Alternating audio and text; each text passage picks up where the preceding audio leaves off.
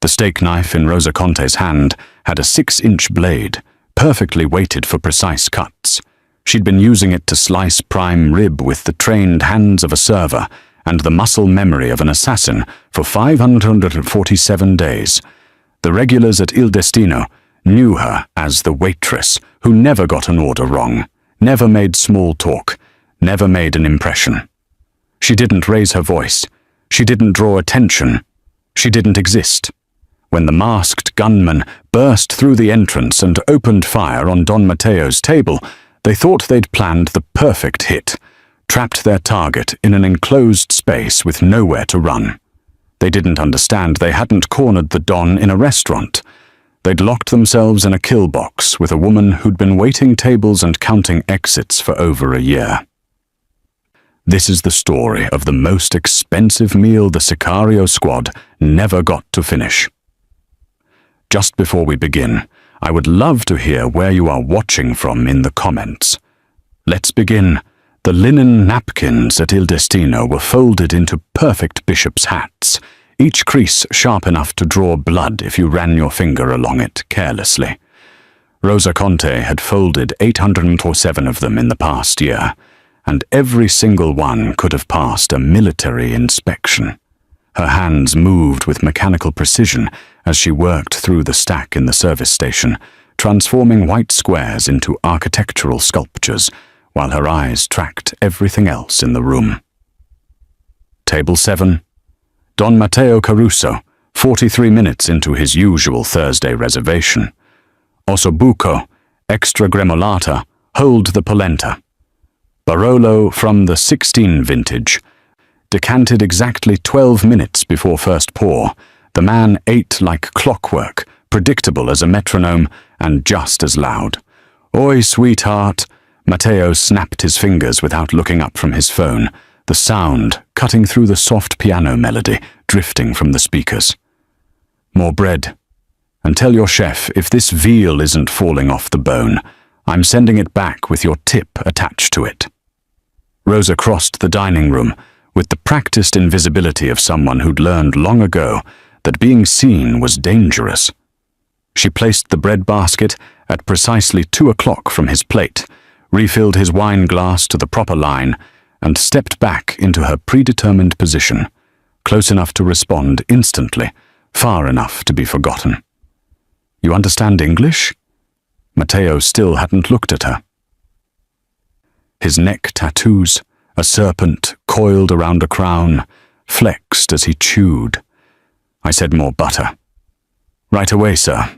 She returned to the service station, eyes sweeping the room in the same pattern she'd traced 300 times before. 14 tables occupied tonight, 31 civilians, not counting kitchen staff. The main entrance sat 22 feet from table 7, solid oak doors with brass hardware.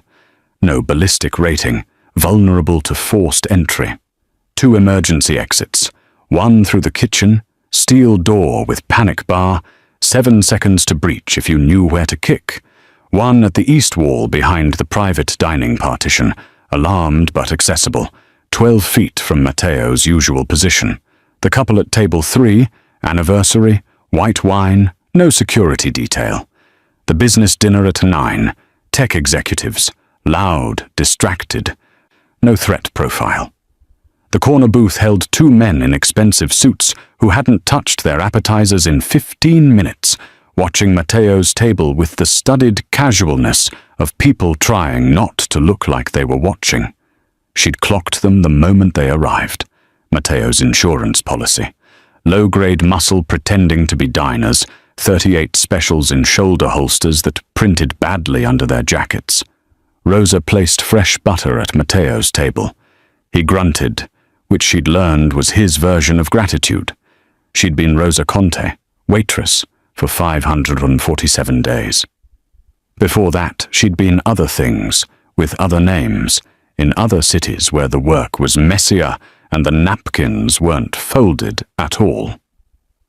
She'd walked away from that life with 3 bullets in her back and a promise to herself that she'd never pick up a gun again, unless the alternative was worse than dying. The scar tissue, had healed. The muscle memory hadn't.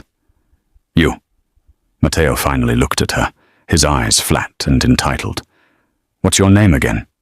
Rosa, sir. Rosa. You married Rosa? No, sir. Boyfriend? No, sir. He smiled, showing teeth too white to be original. Good. Pretty girl like you shouldn't waste herself on some nobody. You should have a man who can take care of you. You know what I mean. She knew exactly what he meant. She'd heard variations of this script from men like Matteo in a dozen different languages. Men who thought waitresses were there for the taking, like the silverware. Men who mistook silence for submission. Your osso buco, sir. Careful. The plate is very hot. She set it down with both hands, the proper service technique, and stepped back before he could say something that would require her to smile. Behind her, the kitchen door swung open with its familiar squeak, Giorgio carrying out the risotto for table 11. To her left, the sommelier was opening a Brunello for the anniversary couple. Everything normal, everything routine. Except the two men in the corner booth had stopped pretending to eat, and the black Escalade that just pulled up outside the front window was idling with its engine running, exhaust clouding in the October cold. And Rosa's heartbeat hadn't changed at all, still steady at 62 beats per minute, the same resting rate she'd maintained in Kandahar, in Kiev, in a dozen other places where staying calm meant staying alive. She folded another napkin. Perfect creases, perfect angles, and waited. The first window exploded inward at 9:47 p.m., turning $300 worth of imported Italian glass into shrapnel that glittered like diamonds in the candlelight before it started cutting flesh. Rosa had the bread basket out of her hands and was moving before the second window blew. Muscle memory didn't ask permission. Her body dropped into a crouch as the Escalade's grill punched through the oak doors, ripping them off their hinges with a sound like a tree splitting in a storm. The piano music cut off mid-note, replaced by screaming and the tortured shriek of metal scraping across marble tile. The anniversary couple went down. Not hit, just instinct. Smart. The tech executives at table 9 froze like prey animals, which was exactly the wrong thing to do. And Matteo's two guardian angels in the corner booth were reaching for their 38s when the rear doors of the Escalade kicked open and turned them into statistics. The first shooter used a Chris Vector, compact and devastating at close range. Subsonic ammunition, suppressed but not silent. It made a sound like someone ripping canvas, fast and industrial. Matteo's guards managed to clear leather before the rounds stitched across their chests, punching through expensive suits and the soft tissue beneath. The first man dropped backward over his booth, dead before his skull cracked against the wine rack. The second got one shot off, wild and high, before his head snapped back in a red mist. Rosa counted 3 shooters. No, 4. The fourth was hanging back, scanning, professional. They moved like a kill team, not street muscle. Overlapping fields of fire, textbook room clearing. The lead man swept left, the second went right, and the third moved straight toward table 7 with the kind of purposeful stride that said he knew exactly who he'd come for. The dining room had transformed into a slaughterhouse in less than 4 seconds. The sommelier was on the ground, hands over his head, the Brunello spreading across the floor like spilled blood. Giorgio had dropped his risotto and was scrambling back toward the kitchen. The tech executives were under their table, one of them crying. The anniversary woman was screaming her husband's name over and over, a sound that cut through the chaos like a knife. And Matteo Caruso sat perfectly still at table 7. Rosa watched him from her position behind the service station, partially concealed by the espresso machine and the wine fridge. The Don hadn't moved. His fork was still in his right hand, a piece of veal halfway to his mouth. His expression had shifted from entitled arrogance to something else entirely. Not fear, but a kind of dark acceptance. Recognition. He'd known this was coming eventually. In his line of work, it was always coming. The third shooter reached his table, vector raised, muzzle centered on Matteo's forehead from 6 feet away. Professional distance, close enough to guarantee the kill, far enough to avoid blowback. Don Caruso. The shooter's voice was calm, almost polite. El Lobo sends his regards. Matteo set down his fork with deliberate care, the silver clicking against porcelain. He dabbed his mouth with his napkin, one of Rosa's perfect folds, now spotted with veal juice and wine. When he looked up at the gun pointed at his face, there was no pleading in his eyes, no negotiation, just the cold mathematics of a man who dealt death for 30 years, finally receiving his invoice. Tell El Lobo, Matteo said quietly. He should have sent more men. The shooter's finger tightened on the trigger. Rosa's hand found the Glock 19 strapped to her inner thigh beneath her skirt. In the same moment, her conscious mind caught up with her body's decision. She'd told herself, 547 days ago, that she was done. That the woman who'd earned the name Wraith had died in a safe house in Prague, with 3 bullets in her back, and a promise that the next time, they wouldn't miss. She'd sworn she'd never pull a trigger again, unless the alternative was worse than dying. She looked at the crying woman, clutching her bleeding husband, at Giorgio frozen in the kitchen doorway, at the tech executive under the table, whose eyes met hers with the desperate hope of a drowning man seeing a lifeguard. Then she looked at the shooter's stance, his weight distribution, the gap between his body armor panels at the shoulder joint where the ceramic plates couldn't quite meet. Old habits, old eyes, the kind of details you noticed when killing people had been your profession for 8 years. The alternative had just become worse than dying. Rosa stood up from behind the service station with the Glock in a 2-handed grip and put a suppressed round through the third shooter's temporal bone before he could pull his trigger. The third shooter's body hadn't finished falling when Rosa was already moving, the Glock disappearing back under her skirt in one fluid motion. She had maybe 3 seconds before the other shooters registered what had happened, and 3 seconds was a lifetime if you knew how to use it. The fourth man, the one hanging back by the escalade, was turning toward the sound. The leader and his partner were still focused on clearing the rest of the room, sweeping for additional threats among the screaming civilians. They hadn't processed yet that the threat was wearing a white apron and non-slip shoes. Rosa's hand closed around the steak knife on the floor beside table 7. 6-inch blade, German steel. The same one she'd been using all night to slice prime rib into perfect pink ribbons.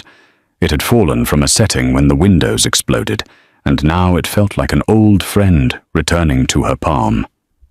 The weight was wrong. Too light, balance point too far forward.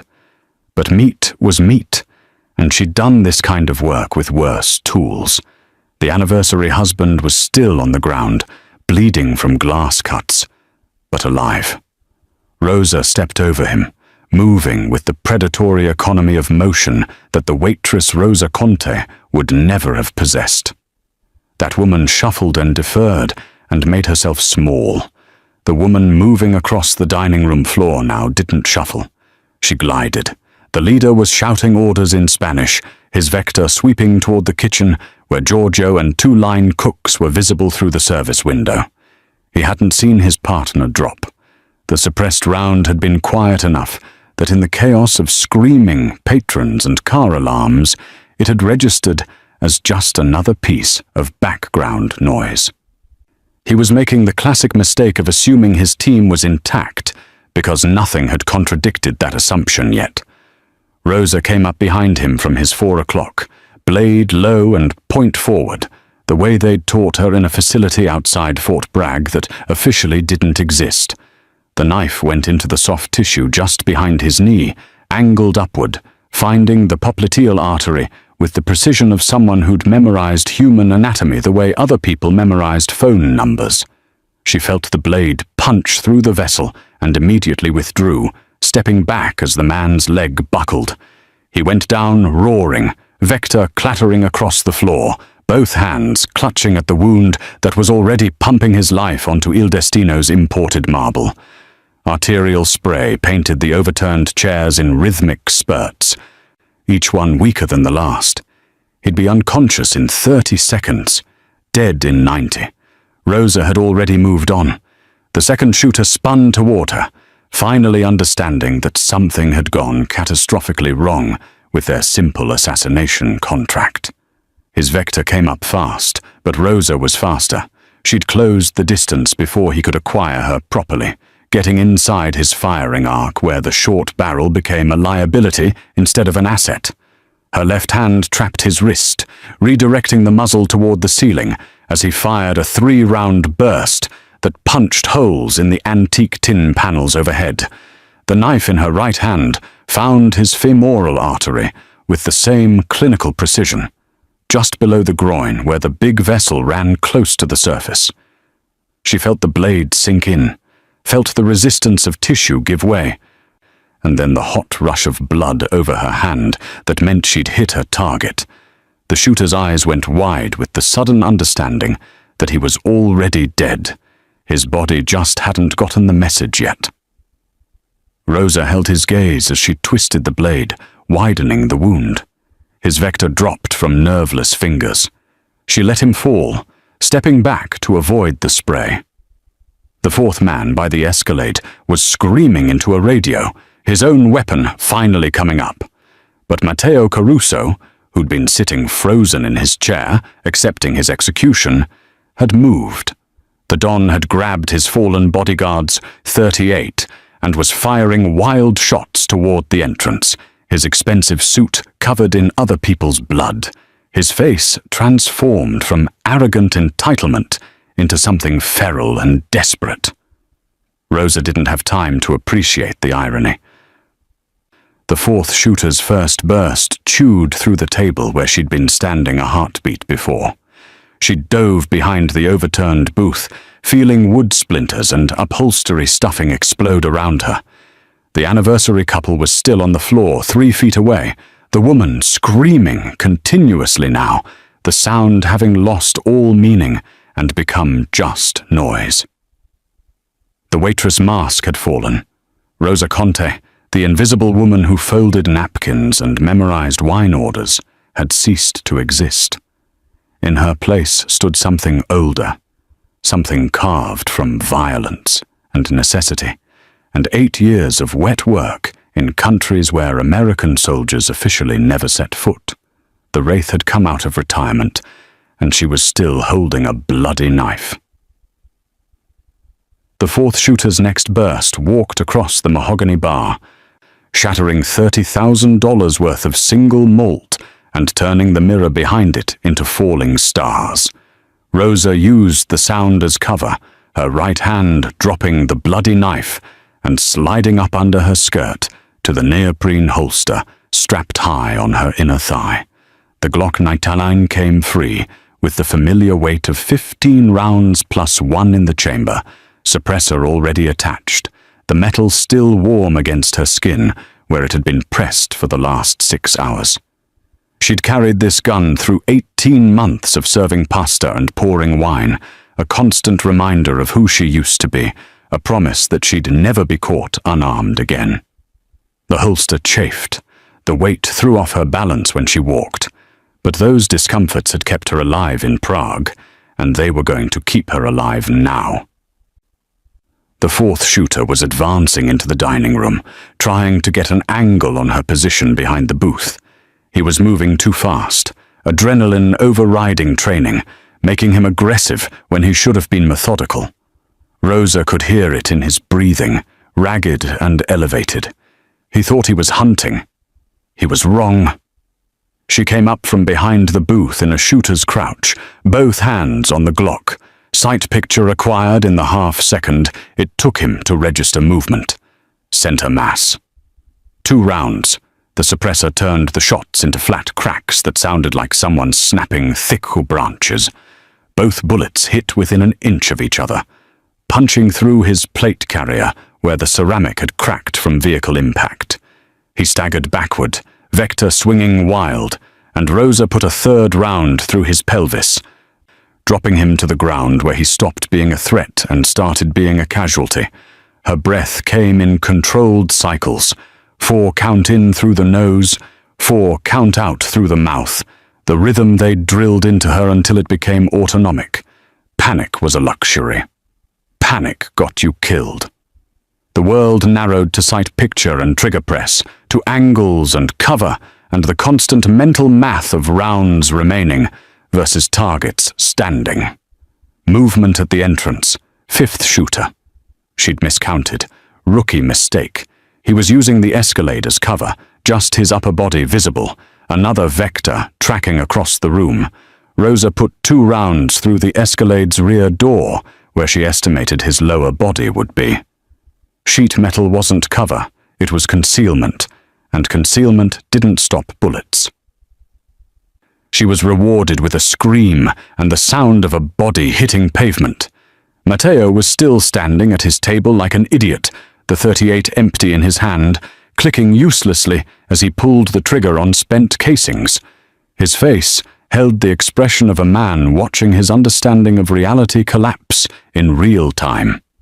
He was staring at Rosa, at the gun in her hands, at the blood on her apron, at the bodies she'd put on the floor with the mechanical efficiency of someone who'd done this so many times it had become boring. "Get down!" Rosa's voice cut through the chaos, command projection from her diaphragm, the tone she'd used to control rooms full of armed men who didn't want to be controlled. Not a request, an order. Matteo didn't move. Shock had locked his joints. Rosa shifted her aim 30 degrees left and put a round through the wine bottle on his table. Barolo exploded across his chest, glass and liquid, close enough that he felt the muzzle blast. His knees finally unlocked, and he dropped behind the table like a puppet with cut strings. "Stay down, or I'll shoot you myself." She was already moving, crossing to better cover behind the stone column that separated the main dining room from the private section. Angles.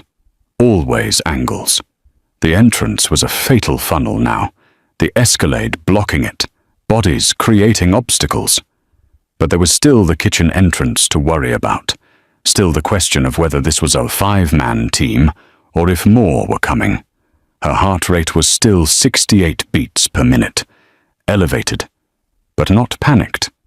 The old rhythms had returned like she'd never stopped. Like the 18 months of folding napkins had been the dream, and this was waking up. Her hands were steady. Her breathing was controlled.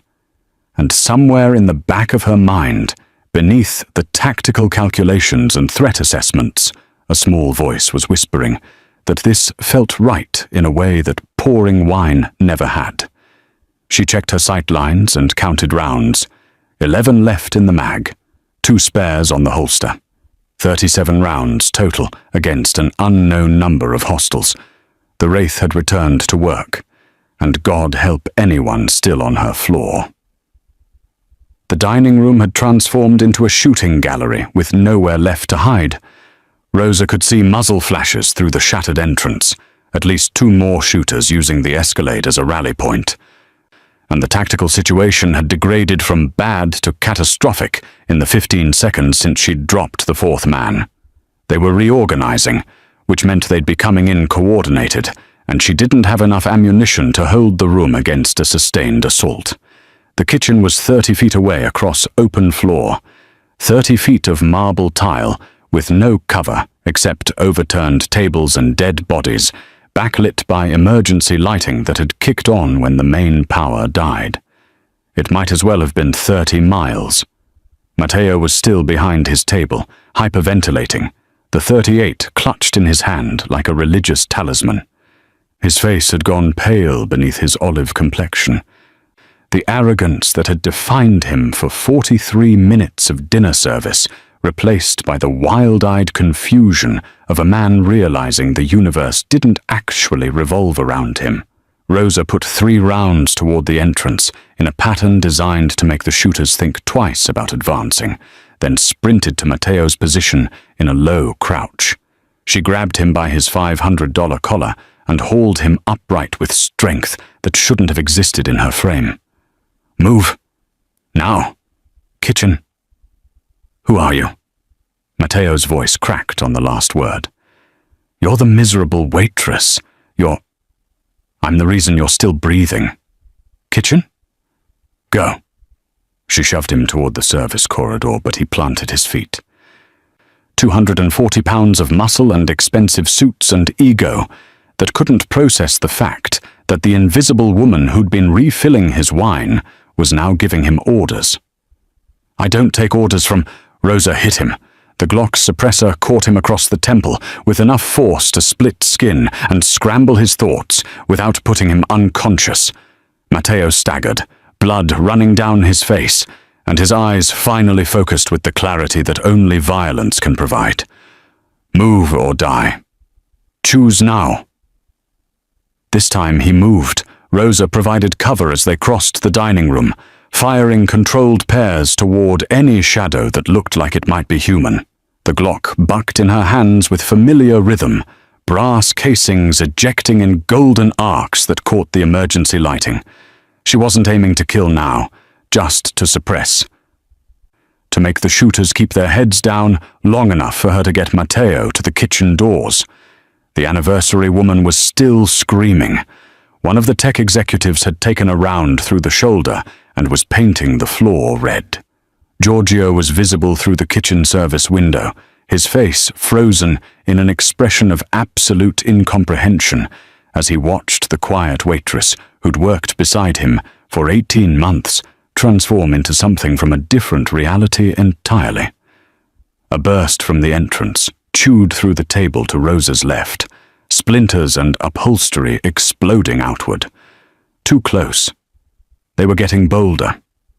She grabbed Matteo's collar again and hauled him forward, using his body as a shield because she needed him alive, and he was already a target anyway. The math was cold, but correct. "You're fucking insane," Matteo gasped as they stumbled toward the kitchen. "You're out of your goddamn mind. Shut up and run." Another burst walked across the floor behind them, marble chips stinging Rosa's calves through her stockings. She returned fire without looking, shooting behind her back with her weak hand, buying them 3 more seconds of life. The magazine was almost dry. 7 rounds left. Maybe 6. They hit the kitchen doors at full speed, and Rosa kicked them open with her right foot, the steel panels slamming inward with enough force to crack the hinges. She shoved Matteo through first, scanning behind them for immediate pursuit, then followed him into the relative safety of stainless steel and commercial appliances. The kitchen was chaos. Line cooks scattered, Giorgio backed against the walk-in freezer. The sous chef on the floor with his hands over his head. The air smelled like garlic and seared meat, and the sharp ozone tang of violence. Rosa swept the room with her Glock, clearing corners by instinct, making sure they hadn't already been flanked. "Back door!" she snapped at Giorgio. "Lock it! Now!" He just stared at her, at the gun, at the blood soaking through her white apron. Rosa racked the slide on the Glock, chambering a fresh round, even though one was already there, the sound sharp and final in the enclosed space. "Now, Giorgio, or everyone dies." He ran for the back entrance. Matteo slumped against the prep station, his hand pressed to the bleeding gash on his temple, his eyes locked on Rosa with something between terror and awe. "Who the fuck are you?" Rosa ejected her magazine, checked the round count. 4 left, worse than she'd thought, and slapped it back home. "I'm the waitress," she said, "and you're going to do exactly what I tell you if you want to see tomorrow. The fireball rolled across the ceiling like God's own rage, blue-white flame consuming propane and oxygen in a roar that shook pans off their hooks and blew out what remained of the service window glass. The second shooter caught the flash full in the face and went down screaming, his tactical vest smoldering. Rosa had already rolled behind the industrial refrigerator, the heat washing over her back but not catching, not burning, just the kiss of controlled violence. The sprinkler system engaged 3 seconds later, turning the kitchen into a man-made thunderstorm. Water cascaded from the ceiling in sheets, pooling on the floor, turning everything slick and treacherous. Rosa's hair was plastered to her skull, her white apron transparent and clinging. The Glock was still dry. She'd kept it close to her body, but the spent brass casings on the floor were now floating in half an inch of water. That's when he entered. The butcher came through the kitchen doors like a natural disaster. 7 feet of muscle and trauma plating that turned him into something more vehicle than man. Full tactical body armor, ceramic plates front and back, gorget protecting his neck, even ballistic panels on his thighs. He carried a different weapon than his team. Something custom, looked like an AR-15 platform modified for close quarters, short barrel with a holographic sight. But it was his face that made Rosa's tactical assessment pause for half a heartbeat. He wasn't wearing a mask. Shaved head covered in burn scars. A Glasgow smile carved into his left cheek. Sometime in a past he'd survived but not escaped. His eyes were dead calm, the expression of a man who'd done this work so many times it had become meditation. "La Sombra," he said, his voice a bass rumble that cut through the hiss of sprinklers. Not Spanish accent, Eastern European, Russian, maybe. "The Wraith. I know you. Kandahar, 2019. You killed Dmitry Volkov outside the safe house on the North Road." Rosa said nothing. Her mind was racing through the tactical math, and it wasn't adding up favorably. She had 4 rounds left in her current magazine, 2 spare mags, 37 rounds total against a target wearing armor that could stop rifle rounds. The Glock 19 fired 90 mm, adequate for unarmored targets. Borderline useless against military-grade plating. "They said you were dead." The butcher advanced into the kitchen with the patience of someone who knew he'd already won. "Prague, 2023. 3 bullets, left for dead. But here you are, serving pasta." Rosa put 2-round center mass to test the theory. Both bullets sparked off his chest plate and ricocheted into the ceiling tiles. The butcher didn't even flinch. "Armor piercing would have worked," he said conversationally. "But you carry subsonic hollow points for the suppressor. Quieter. Softer. Your ammunition choice is going to kill you." He raised his rifle. Rosa moved, not away but laterally, using the prep stations and hanging racks as cover, forcing him to track her through obstacles. She put another round toward his face. His visor was up, face exposed, but he'd anticipated it and tucked his chin.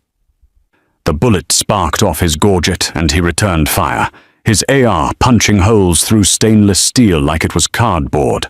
Matteo was still on the floor behind the prep station, soaked and shaking, watching this exchange with the expression of a man having a religious experience, and not the good kind. Rosa needed him. Hated that she needed him. But the math was clear. The butcher outweighed her by 150 pounds and wore armor that turned him into a mobile bunker. She couldn't outshoot him, couldn't outmuscle him, but she could outthink him, and men like him had predictable weaknesses. "Matteo!" Rosa's voice cut through the chaos. "Run!" The Don didn't need to be told twice. He scrambled from behind the prep station and made for the dry storage door, his expensive shoes slipping on the wet floor. The butcher's head tracked the movement, target acquisition, priority reassessment, and he shifted his aim from Rosa to Matteo. Rosa was already moving. She vaulted over the prep station as the butcher's attention split, closing the distance in 3 running steps. He sensed the movement at the last second and tried to bring his rifle around, but she was inside his reach now, too close for the long barrel to be effective. She grabbed a fistful of his tactical vest and used his own mass against him, yanking hard while sweeping his lead leg. He was bigger, stronger, but physics didn't negotiate. The wet floor gave her the advantage she needed, and the butcher went down hard, his rifle clattering away across the tiles. Rosa landed on top of him, her knee driving into his solar plexus with every pound she could generate. The armor absorbed most of it, but not all. She felt him grunt, felt air forced from his lungs. Her hands were already moving, fingers finding the gap between his gorget and helmet, the one vulnerable point where flesh met flesh. The butcher caught her wrist before she could press the attack. His grip was hydraulic, crushing, and Rosa felt bones grind together. He twisted and bucked, and suddenly their positions were reversed. 260 pounds of armor and muscle pinning her to the flooded kitchen floor. Water filled her mouth and nose. His hand found her throat. "Impressive," the butcher said, applying pressure, "but insufficient." Rosa's free hand scrabbled across the wet tiles, searching, finding. Her fingers closed around a paring knife that had fallen from the magnetic strip during the explosion. 3-inch blade. Razor sharp. She drove it upward with everything she had left, aiming for the one gap his armor couldn't protect, the inside of his elbow, where the joint forced a break in coverage. The blade punched through fabric and flesh and found the brachial artery. The butcher's grip on her throat loosened immediately as his arm went into involuntary spasm, blood pumping hot over Rosa's hand. She rolled away, gasping, water and blood mixing on her face. The butcher was on his knees now, his right arm useless and bleeding, his left hand pressed against the wound, but his eyes were still calm, still assessing. "Good," he said. Then he reached for the pistol on his hip with his left hand. Rosa raised her Glock with both hands, water streaming from her hair, and put her last round through the gap in his visor. Right between his dead, calm eyes, the magazine was empty. Rosa heard the slide lock back with the finality of a cell door closing, and the butcher was still moving. The round had caught him high on the cheekbone instead of center mass between the eyes. She'd rushed the shot, water in her vision, her hands shaking from oxygen deprivation, and the bullet had carved a canyon through his face, but hadn't reached his brain. He was bleeding, half blind, but still functional, still lethal. He surged to his feet with a roar that was more animal than human, his ruined face a mask of blood and exposed bone. The pistol in his left hand came up tracking, looking for Rosa. But she'd already rolled behind the industrial mixer, fingers working on muscle memory to eject the spent magazine and slam home a fresh one. 15 rounds, her second to last mag. Matteo had made it halfway to the dry storage door when the butcher's remaining good eye found him. The Don was running in that awkward way of a man whose body had gone soft from decades of being driven everywhere, his $200 shoes slipping on wet tile with every step. The butcher moved to intercept with the straight-line efficiency of a predator cutting off prey, and despite his wounds, despite the blood pumping from his elbow and face, he was faster. He caught Matteo by the back of his collar and yanked him backward like a child. The Don's feet went out from under him, and he crashed to the floor, the impact driving the air from his lungs in a wet gasp. The butcher hauled him upright and pressed the pistol, looked like a .45, Desert Eagle, maybe, against Matteo's temple, hard enough to dimple the skin. "Wraith!" The butcher's voice was thick, distorted by his shattered cheekbone, blood bubbling at his lips. "Show yourself or I paint the walls with his brain." Rosa stayed behind the mixer, her mind running through tactical options and finding nothing good. She had a clear shot at the butcher's head from this angle, but he was using Matteo as a human shield, keeping the Don's body between himself and Rosa's probable position. The ceramic plate on his chest was still intact. His legs were protected. The only vulnerable points were his head and neck, and both were partially obscured by Matteo's thrashing form. The math was simple and ugly. She could take the shot, maybe 50-50 odds of hitting the butcher instead of Matteo, or she could surrender her position and die, which meant Matteo died anyway. Which meant the civilian still cowering in the dining room died when the butcher's backup arrived. Or she could change the equation. Rosa's eyes tracked to the range where she'd ignited the propane, to the yellow flex line running along the wall that fed gas to all 6 burners. The explosion had damaged it. She could see the line kinked and twisted, but it was still connected, still pressurized. And the butcher was standing 8 feet away from it, focused on her, not on his environment.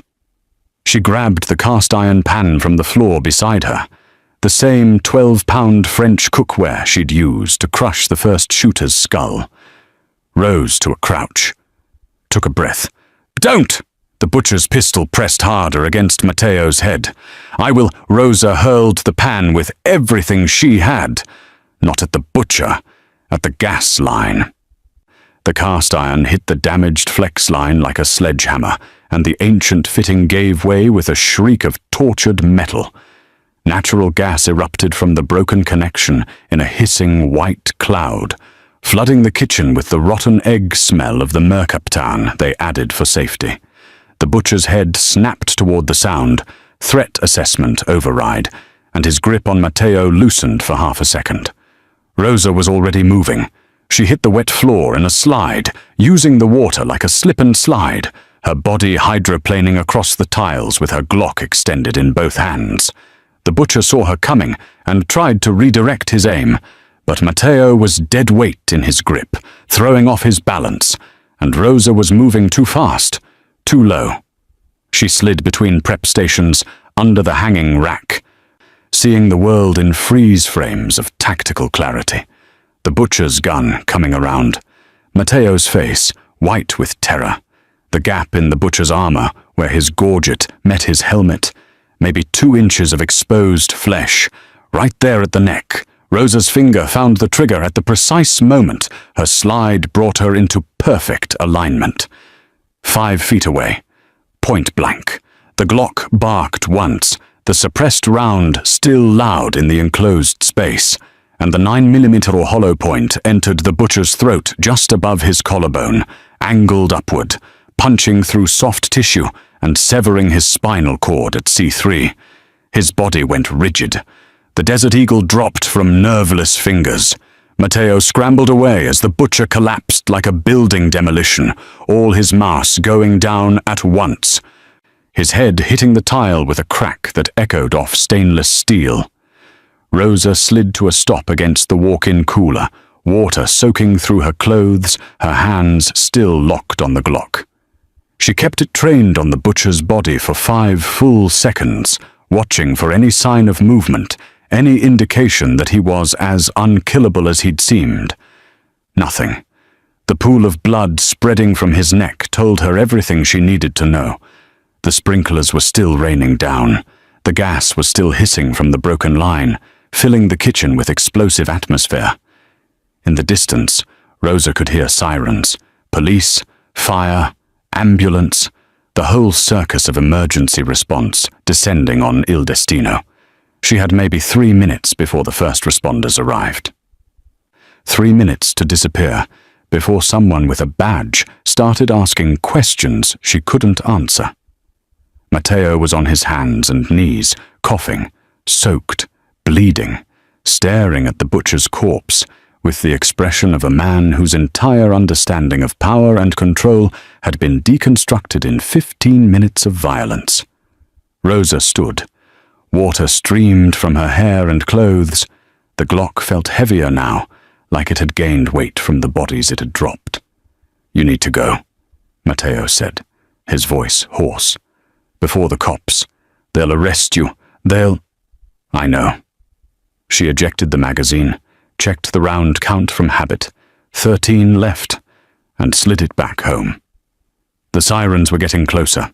The silence after violence was always the loudest sound. The sprinklers had stopped, their pressure finally exhausted, leaving only the steady drip of water from the ceiling tiles and the distant wail of sirens growing closer. The kitchen looked like a war zone, overturned equipment, scorch marks on the ceiling. The butcher's body sprawled in a spreading lake of blood and water that reflected the emergency lighting in crimson fractals. Rosa stood perfectly still, her breathing returning to normal. 62 beats per minute, the same resting rate she'd maintained through the entire engagement.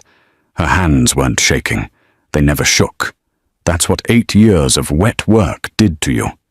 It sanded down the parts that made you human and left only the parts that made you functional.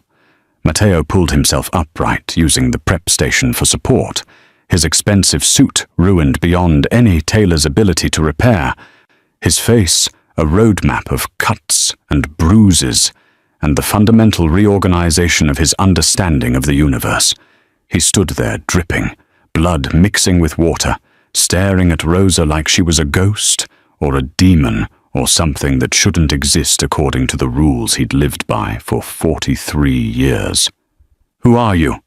His voice was barely above a whisper, hoarse from screaming and smoke inhalation.